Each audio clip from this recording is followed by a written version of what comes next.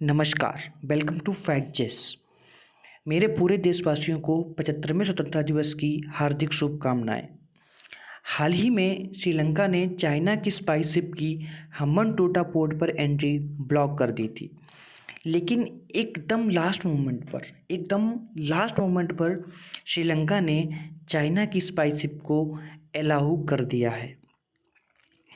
ये जो घटनाक्रम है वो इंडिया और श्रीलंका के रिलेशन पर एक निगेटिव इम्पैक्ट भी डालेगा।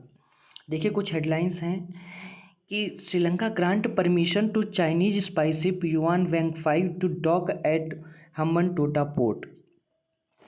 मतलब श्रीलंका ने परमिशन दे दी है वांग विन 5 को हम्बनटोटा पोर्ट पर डॉक करने के लिए।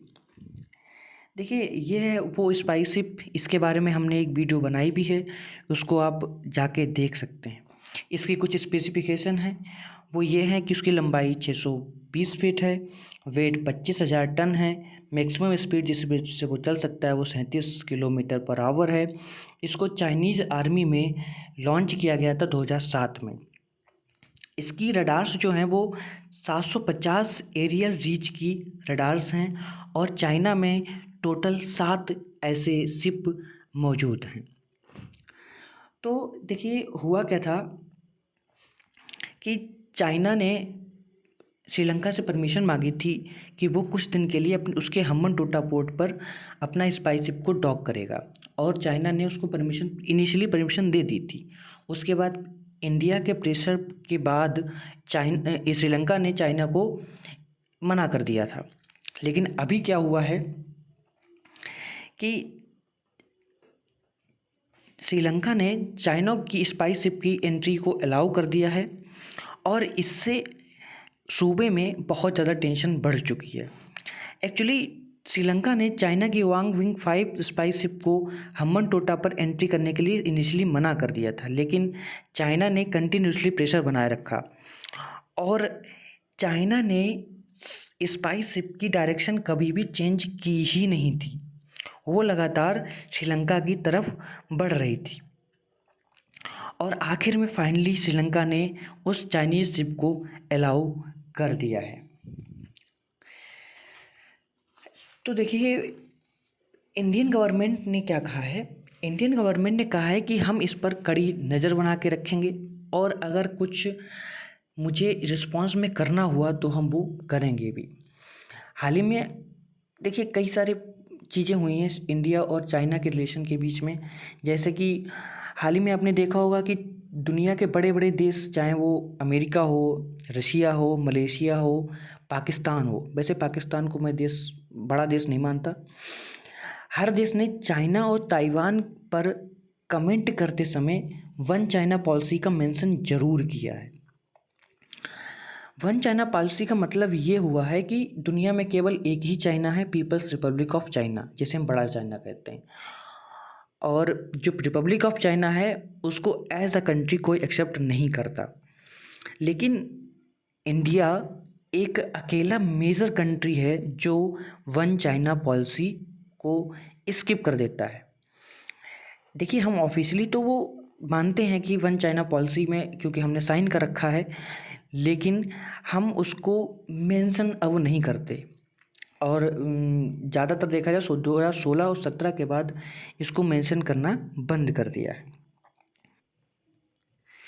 अमेरिका ने तो यहाँ तक कह दिया है कि we do not support Taiwan independence, मतलब कि वो वन चाइना पॉलिसी को इस कदर फॉलो करते हैं कि वो ताइवान की इंडिपेंडेंस को सपोर्ट ही नहीं करते।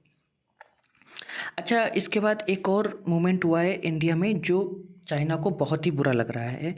वो ये है कि हाल ही में इंडियन गवर्नमेंट ने दलाई लामा को लद्दाख में विजिट करवाया। इंडियन एयरफोर्स का एक जहाज़, एक चॉपर ने दलाई लामा को लद्दाख में लैंड करवाया। यहाँ उनका भव्य स्वागत किया गया, और चाइना इंडिया के इस मूव की हमेशा आलोचना करता रहता है। जब भी इंडिया दलाई लामा का सपोर्ट करता है या दलाई लामा की विजिट करवाता है तो इंडिया इसकी आलोचना करता रहता है। उसको ये लगता है, उसका ये मानना है कि दलाई लामा तिब्बत का जो रीजन है उसको चाइना से तोड़ना चाहते हैं। वैसे ऐसा है नहीं, बाकी उनकी सोच है। वैसे अगर आप देखो तो 2016-17 से पहले इंडियन गवर्नमेंट ने दलाई लामा को जैसे इग्नोर ही कर दिया था, क्योंकि तब पॉलिसीज़ अलग थी। तब पॉलिसीज़ अपीज़मेंट की पॉलिसीज़ को फॉलो किया जाता था, मतलब तब हम चाइना को खुश करना चाहते थे। अब क्या हुआ है कि जब हम ये देख चुके हैं कि हम कितना भी अपीज़मेंट पॉलिसीज़ को यूज़ कर लें, चाइना अपनी इंटरेस्ट के आगे नहीं देखता। तो अब एक बड़ा पॉलिसी शिफ्ट आपको यहाँ पे देखने को मिल सकता है। अब दलाई लामा को हाल ही में जब ये विजिट कराई गई थी तो लद्दाख का हाईएस्ट सिविलियन अवार्ड से सम्मानित भी किया गया है। इन सब स्टेप्स को देखकर क्लियरली ये शो हो जाता है कि इंडिया में चाइना को लेकर एक मेजर पॉलिसी शिफ्ट देखने को मिल रहा है, और ये चेंजेस दुनिया भी देख रही थी। इन चेंजेस को देखने के बाद दुनिया की नज़र चाइना की स्पाई शिप पर थी कि क्या श्रीलंका भारत की बात मान जाएगा और चाइना की स्पाई शिप को वापस कर देगा। बट चीन का दबाव श्रीलंका में ज़्यादा भारी पड़ा और चाइना की बात श्रीलंका ने मान ली। इंडिया के सारे कंसर्न को चाइना ने इग्नोर कर दिया। और अब जो मुझे लगता है वो ये है कि अगर मान लो कि कल को चाइना और इंडिया की वॉर होती है, तो कोई बहुत बड़ी बात नहीं है कि श्रीलंका अपने पोर्ट, अपने मिलिट्री बेसिस चाइना को वॉर में यूज़ करने के लिए देते। तो अब इंडिया को जो अपनी पॉलिसीज़ हैं श्रीलंका को लेकर, उनको फिर से सोचना चाहिए और उन पे फिर से मंथन करना चाहिए, क्योंकि हमने श्रीलंका की बहुत मदद की है, चाहे वो कोविड-19 का समय हो, चाहे वो इकोनॉमिक क्राइसिस का समय हो।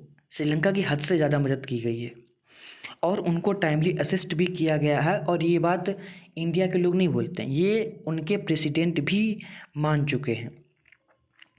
इन सब के बावजूद श्रीलंका इंडिया की प्रॉब्लम्स, इंडिया की कंसर्न्स को लगातार इग्नोर करता हुआ आया है।